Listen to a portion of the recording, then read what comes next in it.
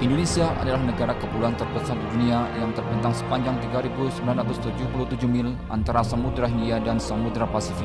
Negara Indonesia adalah negara kesatuan berbentuk republik yang menganut demokrasi Pancasila.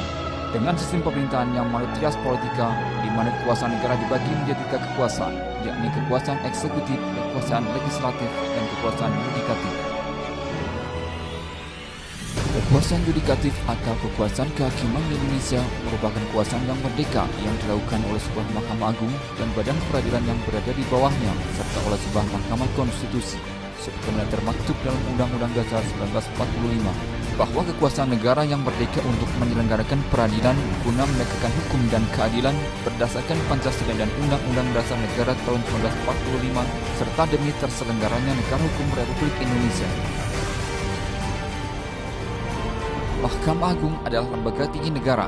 Dalam sistem ketatanegaraan Indonesia merupakan pemegang kekuasaan kehakiman. Sejarah berdirinya Mahkamah Agung RI tidak dapat dilepaskan dengan perjalanan sejarah bangsa Indonesia. Oleh karenanya, perkembangan peradilan di Indonesia sangat melekat dengan jiwa bangsa Indonesia. Dalam menjalankan tugas pokok dan fungsinya, Mahkamah Agung membawahi badan peradilan dalam lingkungan peradilan umum, peradilan agama, peradilan militer, dan peradilan tata usaha negara.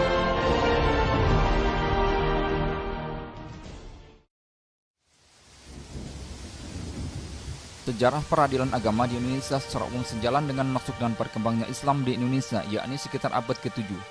Realitas tersebut tercermin dari lembaga-lembaga penyelesaian sengketa yang muncul di hampir seluruh kerajaan Islam yang ada di Nusantara, meskipun masih sangat beragam atau berbeda dalam penamaan atau penyebutannya. Pada periode awal peradilan agama, bentuknya masih sangat sederhana dalam penyelenggaraan dan proses peradilannya, yakni dilakukan hanya di serambi-serambi masjid. Karena itu, banyak literatur menyebutnya sebagai peradilan serambi.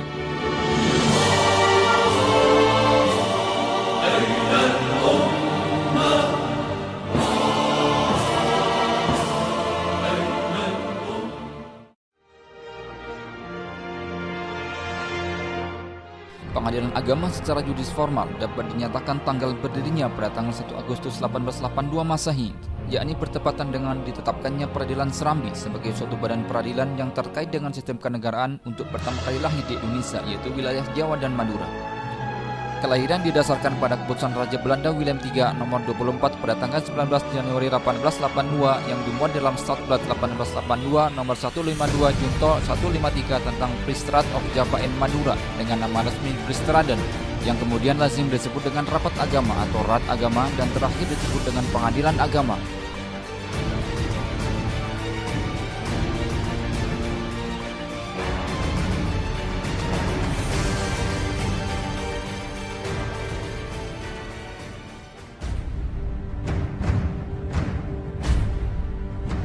Setelah tahun 1882 dan sepanjang masa penjajahan, eksistensi peradilan agama mengalami pasang surut, utamanya setelah muncul teori resepsi Christianisme Korgronje 1857 sampai 1936 Masehi. Statblad 1882 nomor 152 tidak efektif, dan sebagai puncaknya, pemerintah Hindia Belanda mengeluarkan Ordonansi tahun 1931 yang dimuat dalam Statblad 1931 nomor 53 yang memerintahkan agar mencabut kompetensi pengadilan agama dalam mengadili perselisihan harta benda dan menyerahkannya ke pengadilan negeri. Statblad tahun 1931 nomor 116 dan 610 mengatur perubahan nama Priestrat atau pengadilan agama menjadi penghulu reject, membatasi kewenangannya hanya pada masalah pernikahan saja sehingga perkara waris dicabut. Kebijakan tersebut mendapat reaksi dan protes keras dari umat Islam sehingga lahirlah Perhimpunan Penghulu dan Pegawai atau PPDP melalui kongresnya di Surakarta pada tanggal 16 Mei 1937 menentang kebijakan dikeluarkannya Statblad 1937 nomor 116.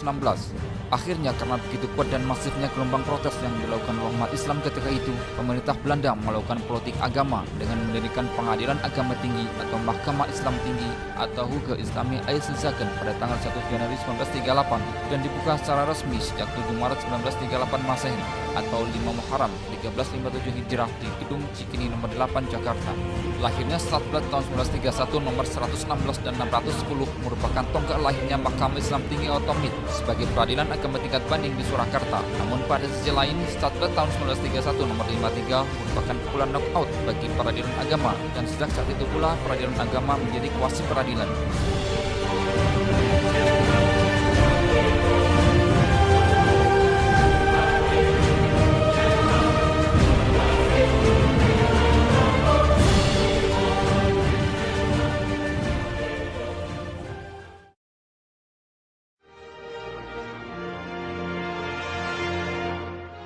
Setelah ditandatangannya pernyataan menyerah tanpa syarat pemerintah Hindia Belanda kepada Jepang yang ditandatangani oleh Johannes Tjarda van Starkenburg Stackower atau Gubernur Jenderal bersama Letnan Jenderal Heer ter Poorten atau Panglima Tertinggi Tentara Hindia Belanda dengan Letnan Jenderal Imamura pada tanggal 9 Maret 1942 di Kalijati, maka secara de facto dan de jure seluruh wilayah bekas jajahan Hindia Belanda sejak itu berada di bawah kekuasaan dan administrasi Jepang. Kebijakan pertama yang dilakukan Jepang terhadap dunia peradilan adalah menetapkan bahwa segala peraturan perundang-undangan yang berasal dari pemerintah Hindia Belanda dinyatakan tetap berlaku sepanjang tidak bertentangan dengan peraturan peradilan pasal 2 Bala Tentara Jepang atau Osamu Seissu tanggal 7 Maret 1942. Kebijakan kedua yang dilakukan oleh pemerintah Jepang adalah menetapkan Undang-Undang Nomor 14 Tahun 1942 tanggal 29 April 1942 yang intinya bahwa mengenai susunan peradilan, nama kedudukan pejabat, fungsi dan kewenangan peradilan yang ada adalah sama dengan masa kolonial Belanda, hanya nama dan sebutannya disesuaikan dengan bahasa Jepang.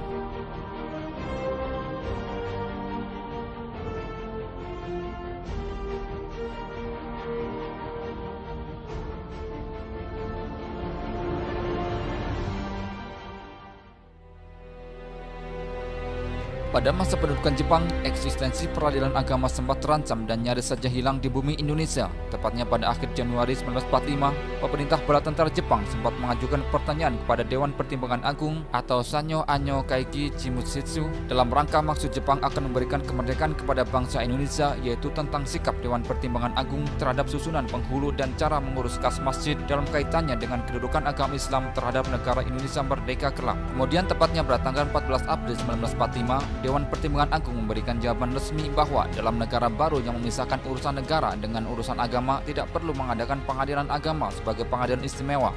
Untuk mengadili urusan seseorang yang bersangkut paut dengan agamanya, cukup segala perkara diserahkan kepada pengadilan biasa yang dapat meminta pertimbangan ahli agama. Namun dengan menyerahnya Jepang dan Indonesia memproklamirkan kemerdekaan pada tanggal 17 Agustus 1945, maka Dewan Pertimbangan Agung bikinan Jepang itu mati sebelum lahir dan peradilan agama tetap eksis di samping peradilan-peradilan yang lain. Dengan ini menyatakan kemerdekaan Indonesia.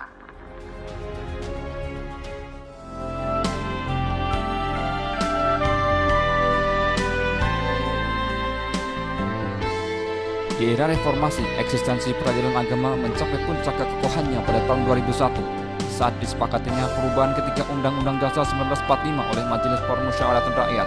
Tahun 2004, Undang-Undang Nomor 4 Tahun 2004 tentang kekuasaan kehakiman disahkan sebagai perubahan atas Undang-Undang Nomor 35 Tahun 1999 tentang pokok-pokok kekuasaan kehakiman yang menyatakan bahwa sistem peradilan yang dipakai adalah sistem satu atap atau one roof system.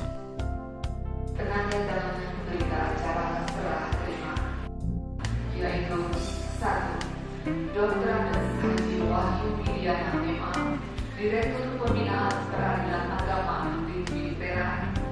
Tanggal 30 Juni 2004 merupakan momentum penting bagi peradilan agama dalam meniti jalan menuju peradilan modern yang keberadaannya diakui tidak hanya di Indonesia tetapi juga di serambi dunia. Hal ini dibuktikan dengan keikutsertaan peradilan agama dalam acara konferensi International Association for Court Administration sejak tahun 2009 yang dilaksanakan di Turki dan menjadi tuan rumah dalam ajang yang sama tahun 2011 untuk kawasan Asia Pasifik yang pertama dan digelar di Bogor. Oleh karena itu, tidak berlebihan jika dinyatakan bahwa peradilan agama sekarang sudah menjadi peradilan modern yang berdiri tegak, kuat, dan kokoh pada serambi dunia.